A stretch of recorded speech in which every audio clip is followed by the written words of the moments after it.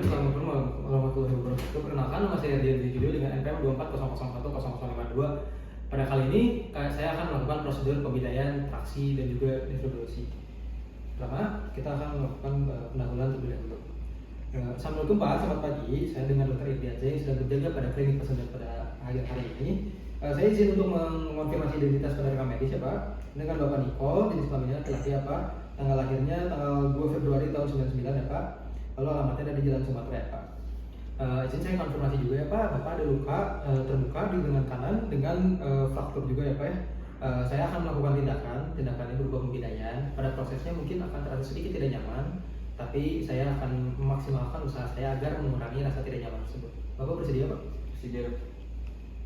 Baik, selanjutnya kita akan mempersiapkan alat dan bahan yang ada. Yang pertama ada hand glove steril, lalu juga ada duk bolong, lalu juga ada alkohol, lalu ada povidone iodine 2%, povidone iodine 2%, spray yang berisi silokain 2%, lalu ada juga scalpel, lalu ada blade, pinset anatomis, pinset Gregoris, needle holder, klem arteri, lalu juga gunting, dan juga kasa steril.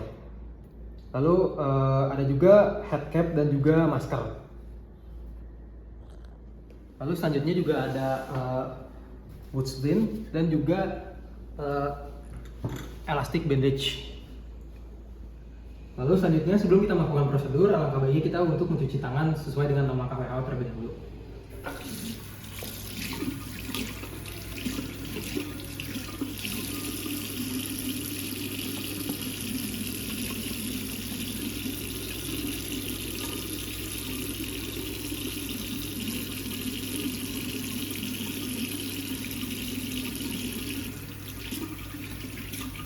Dan cuci selesai, kita keringkan dengan tisu.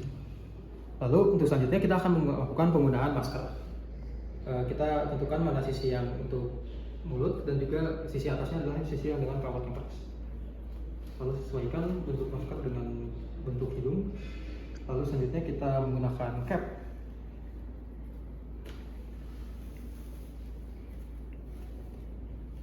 Dan juga sarung tangan non steril terlebih dahulu.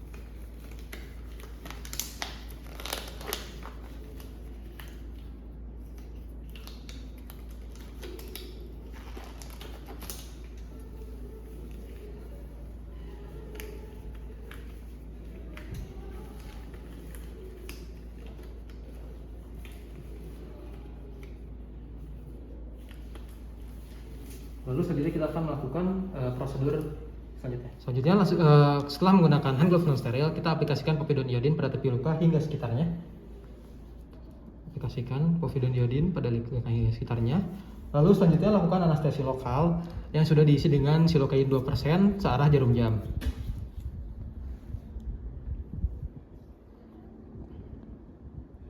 Pada sekitar luka. Lalu lakukan irigasi dengan menggunakan NaCl 0,9%. Lalu lakukan wound scrubbing dengan menggunakan povidone iodine 2%. Juga scalpel atau blade. Setelah selesai melaksanakan prosedur ini, kita akan mengganti sarung tangan non steril dengan glove steril. Pada selanjutnya, setelah sudah menggunakan hand glove steril, kita aplikasikan povidone iodine pada tepi luka juga dan sekitarnya. Lalu setelah mengaplikasikan povidone iodine, kita menggunakan duk bolong pada area yang akan dilakukan pembersihan luka. Lalu selanjutnya kita akan melakukan prosedur debridement, di mana kita mengaksesi tepi luka menggunakan scalpel hingga ditemukan area vital.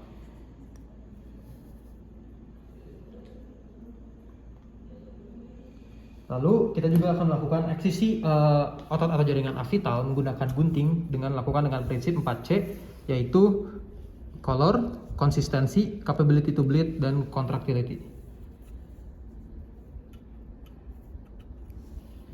Lalu selanjutnya kita akan melanjutkan ke prosedur homeostatik, di mana kita menghentikan pendarahan yang terjadi. Apabila pendarahan yang itu ringan, kita bisa melakukannya dengan penekanan kasa.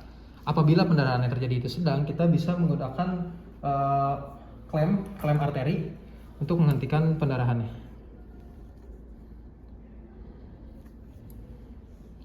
Lalu setelah melakukan ini, kita aplikasikan kasa lembab yang menggunakan NaCl. Kemudian letakkan kasa kering di atasnya. Lalu lakukan balut tekan. Baik, kita membalut dan ditekan. Kemudian melepaskan sarung tangan dan juga bahan-bahan yang terkena cairan infeksius sesuai tempatnya.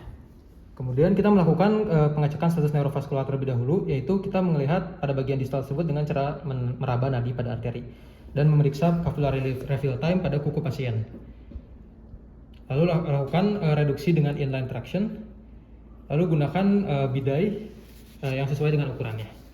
Yang dimana pada kasus ini kita menggunakan bidai pada di upper limb.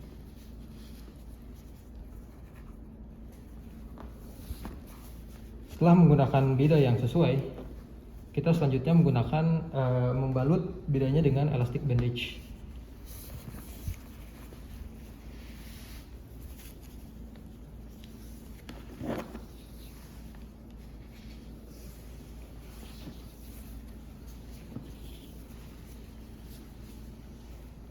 Dimana setelah kita melilitkan perban elastik atau elastic bandage dari bagian distal menuju bagian proksimal, kita meriksa kembali status neurovaskular pasien. Dan setelah itu kita memberitahu pasien bahwa tindakannya telah selesai.